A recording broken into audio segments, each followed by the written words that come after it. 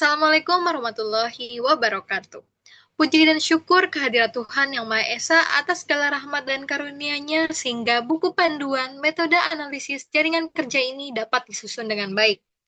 Buku panduan ini hadir sebagai bahan pembelajaran yang dirancang untuk membantu mahasiswa, pelajar, maupun pembaca umum dalam memahami konsep, prinsip, serta penerapan metode analisis jaringan kerja dalam manajemen proyek.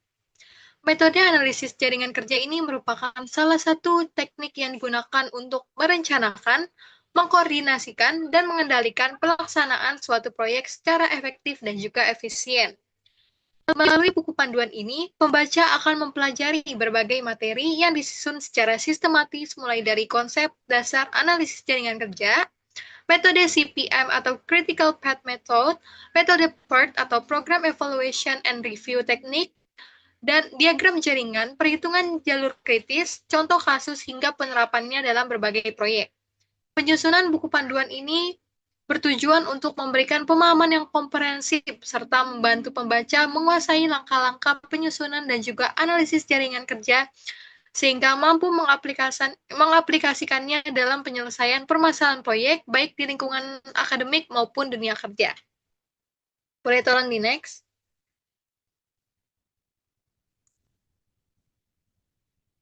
Adapun anggota dari kelompok 2 itu sendiri, yaitu yang pertama ada Eza Khairan Purnamana, yang kedua ada Kafkia Exabilia, saya sendiri, yang ketiga ada Maisarah Husneara, dan yang keempat ada Sania Fitri.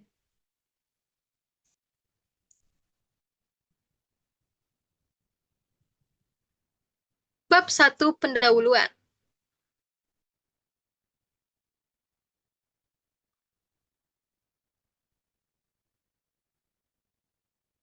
Buku ini dibuat karena adanya latar belakang perkembangan ilmu pengetahuan, teknologi, dan globalisasi yang mendorong meningkatnya komplektivitas berbagai proyek sehingga diperlukannya pengelolaan yang efektif melalui perencanaan, penjadwalan, dan pengendalian yang sistematis.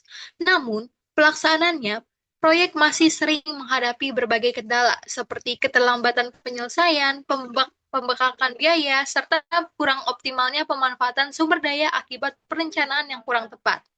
Salah satu solusi yang dapat digunakan adalah metode analisis jaringan kerja atau network analysis. Melalui metode Critical Path Method atau CPM dan program Evaluation and Review Technique atau PERT yang membantu mengidentifikasikan hubungan antar aktivitas, menentukan lintasan kritis, serta memperkirakan waktu penyelesaian proyek secara lebih efektif. Oleh karena itu buku panduan ini disusun untuk memberikan pemahaman mengenai konsep dasar, penerapan, dan juga manfaat metode analisis jaringan kerja sebagai bekal dalam pengelolaan proyek secara efisien baik di lingkungan akademik maupun di dunia kerja.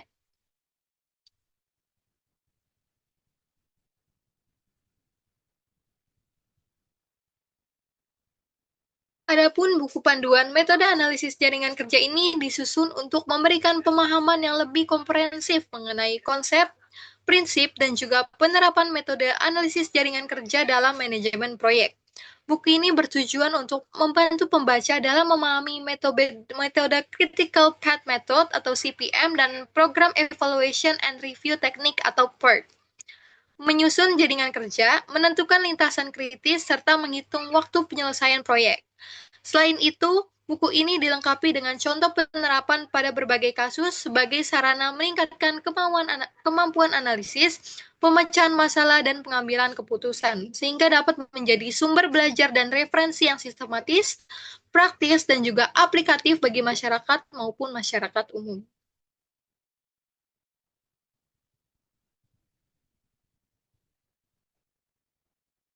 Oke, berikut merupakan ruang lingkup pembahasan. Buku panduan ini membahas tentang metode analisis jaringan kerja atau network analysis secara sistematis mulai dari seperti yang sudah saya jelaskan sebelumnya, konsep dasar metode Critical Path Method atau CPM dan program Evaluation and Review Technique atau PERT. Penyusunan diagram jaringan, perhitungan jalur kritis, hingga contoh kasus dan penerapannya dalam berbagai proyek. Pembahasan disusun untuk membantu pembaca dalam memahami hubungan antara teori dan juga praktik sehingga mampu menerapkan metode analisis jaringan kerja dalam perencanaan, penjadwalan, dan juga pengendalian proyek secara efektif, efisien, dan juga sistematis.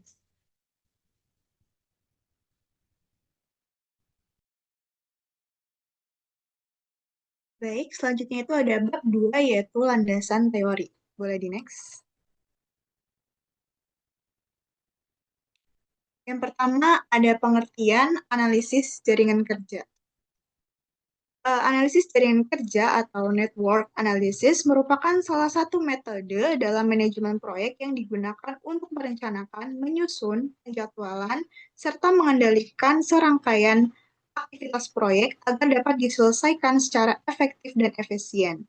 Metode ini menggambarkan hubungan ketergantungan antar aktivitas dalam bentuk diagram jaringan atau network diagram sehingga memudahkan pelaksana proyek dalam menentukan urutan pekerjaan, memperkirakan waktu penyelesaian, serta mengidentifikasi aktivitas yang mempengaruhi keberhasilan proyek.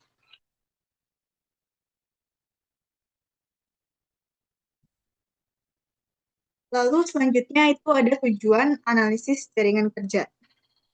Jadi tujuan utama dari analisis jaringan kerja adalah membantu proses perencanaan, penjadwalan, dan pengendalian proyek agar berjalan lebih efektif dan juga efisien. Selain itu, metode ini juga digunakan untuk mengidentifikasi jalur kritis atau critical path, lalu mengoptimalkan penggunaan sumber daya, serta mengurangi resiko keterlambatan proyek. Boleh di next. Nah, adapun manfaat dari analisis jaringan kerja yaitu yang pertama ada menyusun jadwal proyek secara sistematis, yang kedua menentukan aktivitas yang menjadi prioritas melalui jalur kritis atau critical path, lalu yang ketiga ada mengoptimalkan penggunaan tenaga kerja, material, peralatan, dan juga biaya, lalu yang terakhir ada memudahkan evaluasi kemajuan proyek sehingga tindakan perbaikan dapat segera dilakukan jika terjadi penyimpangan. Boleh di next. Selanjutnya itu ada unsur-unsur analisis jaringan kerja. Nah, dalam analisis jaringan kerja itu terdapat beberapa unsur penting, yaitu yang pertama ada activity, aktivitas atau pekerjaan yang harus diselesaikan. Lalu yang kedua ada event, yaitu penanda awal atau akhir suatu aktivitas. Yang ketiga, precedence relationship, yaitu hubungan ketergantungan antar aktivitas. Yang keempat itu path, yaitu rangkaian aktivitas dari awal hingga akhir proyek. Yang kelima, critical path, yaitu jalur dengan durasi terpanjang yang menentukan lama penyelesaian proyek. Dan yang terakhir, float atau slack, yaitu waktu kelonggaran yang dimiliki suatu aktivitas tanpa mempengaruhi durasi proyek secara keseluruhan. Boleh di next. Selanjutnya ada CPM atau Critical Path Method, yaitu merupakan metode yang digunakan untuk menentukan jalur kritis, yaitu rangkaian aktivitas dengan durasi terpanjang yang menentukan lamanya penyelesaian suatu proyek. Nah, CPM ini menggunakan estimasi waktu bersifat pasti atau deterministik, sehingga durasi setiap aktivitas itu telah diketahui sebelumnya. Selain itu, metode ini juga menghitung waktu mulai dan selesai setiap aktivitas serta waktu kelonggaran untuk mengetahui aktivitas mana nih yang masih dapat ditunda tanpa mempengaruhi jadwal proyek. Next. TPM juga punya kelebihan yaitu memudahkan penyusunan jadwal proyek, membantu mengoptimalkan penggunaan sumber daya, dan mempermudah pengendalian waktu proyek. Namun, CPM juga punya kekurangan yaitu kurang sesuai untuk proyek yang memiliki tingkat ketidakpastian yang tinggi karena mengasumsikan durasi setiap aktivitas itu sudah pasti serta memerlukan data yang akurat agar analisisnya lebih tepat.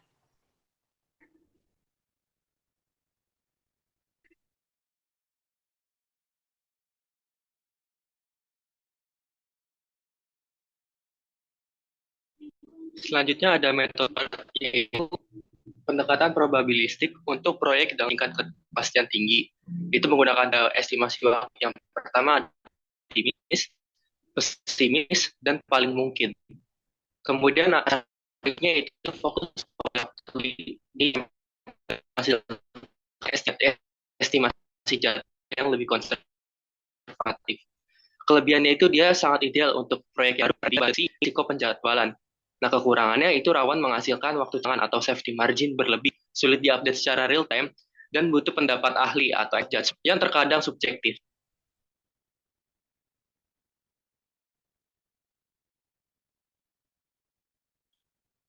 Boleh di next.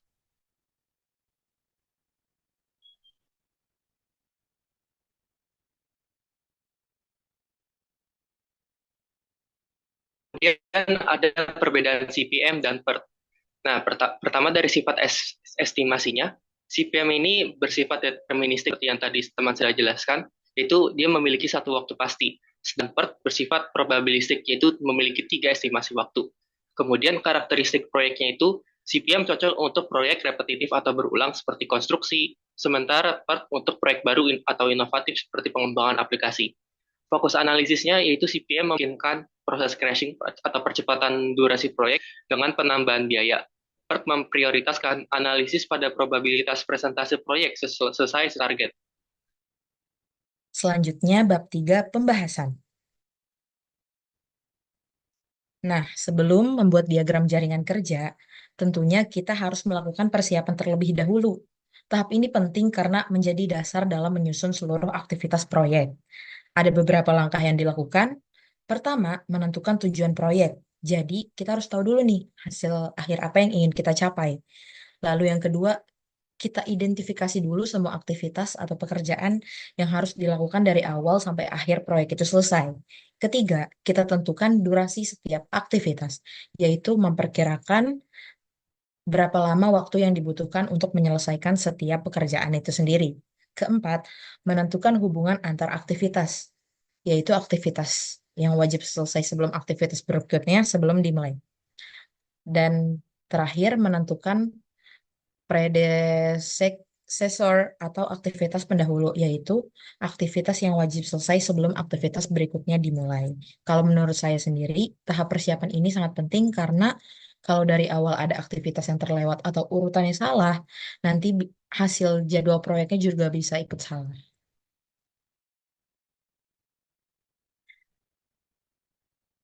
Setelah semua data sudah lengkap, kita masuk ke tahap membuat diagram jaringan.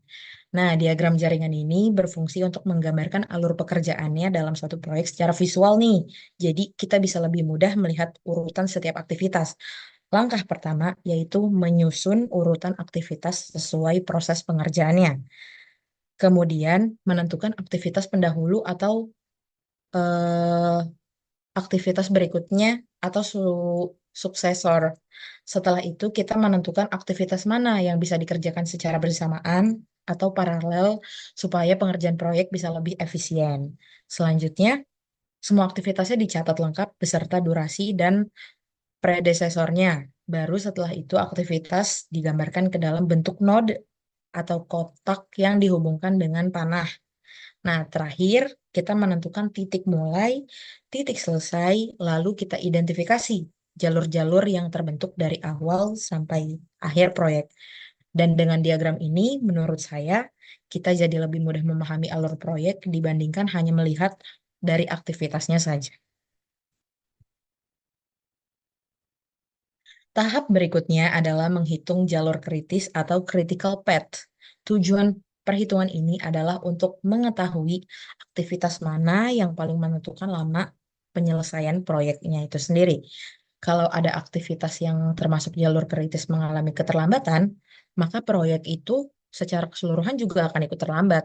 Nah, dalam metode CPM ada dua proses perhitungan. Yang pertama adalah forward pass, yaitu menghitung waktu paling awal suatu aktivitas dapat dimulai dan selesai.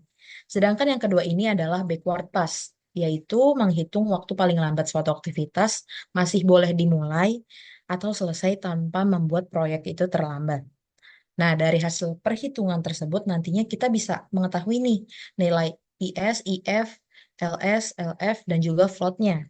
Kalau saya jelaskan secara sederhana, IS itu waktu paling cepat dimulai, IF itu waktu paling cepat selesai, LS waktu paling lambat mulai, LF waktu paling lambat selesai, dan float adalah waktu kelonggaran yang masih dimiliki suatu aktivitas itu sendiri.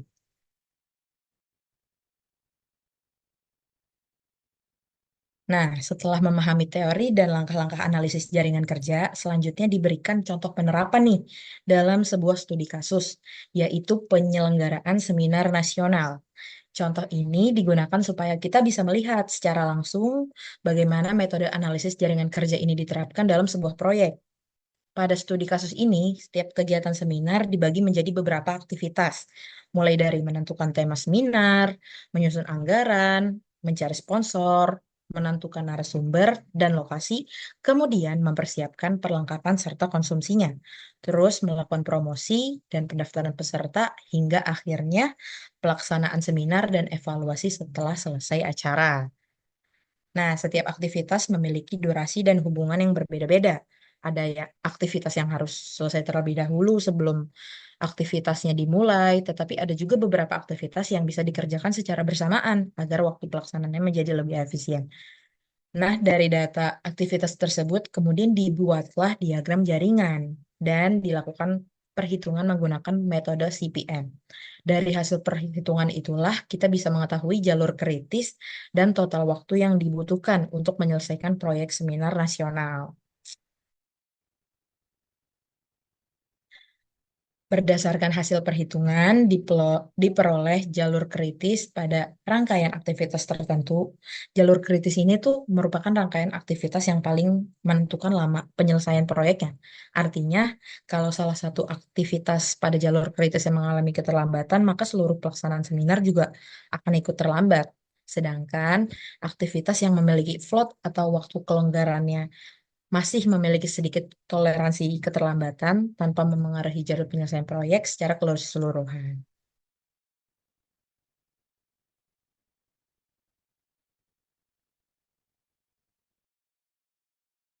Selanjutnya yaitu penerapan analisis jaringan kerja. Yang pertama bisa diterapkan di proyek konstruksi. Jadi menggunakan CPM untuk mempercepat durasi atau crashing yang sudah dijelaskan tadi agar terhindar dari denda keterlambatan. Kemudian pada proyek administrasi perkantoran, jadi dia si metode tadi yang sudah dijelaskan dapat melakukan penjadwalan tahapan proyek migrasi dari arsip fisik ke sistem tata kelola arsip digital. Kemudian pada pengembangan proyek IT, itu PERT dapat digunakan untuk mengantisipasi kendala coding atau server yang tidak pasti. Untuk event organizer, dapat memetakan ketergantungan antar divisi dan vendor pada acara yang tanggalnya tidak dapat diubah. Kemudian pada proyek bisnis, dapat memastikan kasih waktu peluncuran baru atau time to market yang lebih pasti.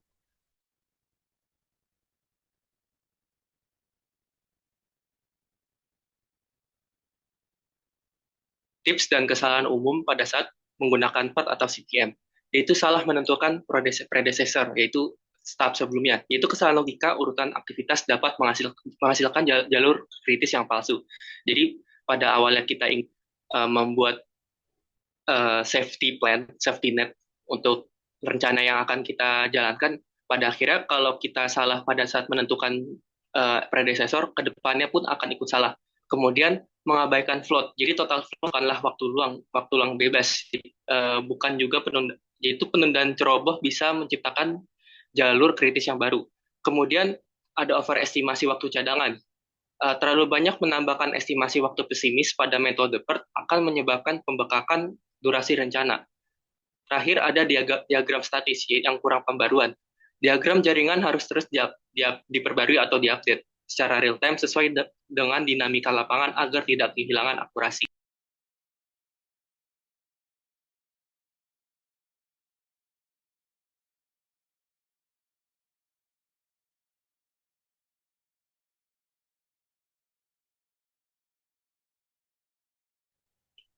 Kesimpulannya, itu metode yang sudah kami jelaskan itu merupakan instrumen vital.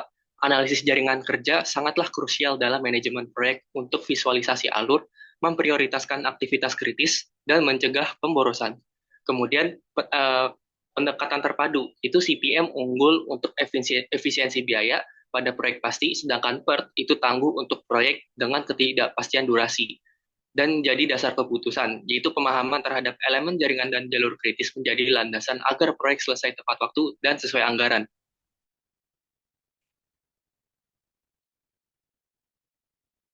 saran yang dapat kami berikan yaitu pertama, pilihlah metode dengan tepat. Itu pahami dulu karakteristik proyek sebelum memilih CPM atau PERT, serta pastikan selalu untuk memvalidasi urutan pekerjaan dengan tenaga ahli. Kemudian, manfaatkan teknologi. Integrasikan konsep jalur kritis dengan software seperti Microsoft Project atau Primavera untuk menghindari human error dan memudahkan pembaruan real-time. Terakhir, hindari waktu cadangan berlebih. Lakukan evaluasi secara proaktif agar diagram jaringan tetap menjadi alat kendali yang dinamis, bukan sekadar dokumen mati.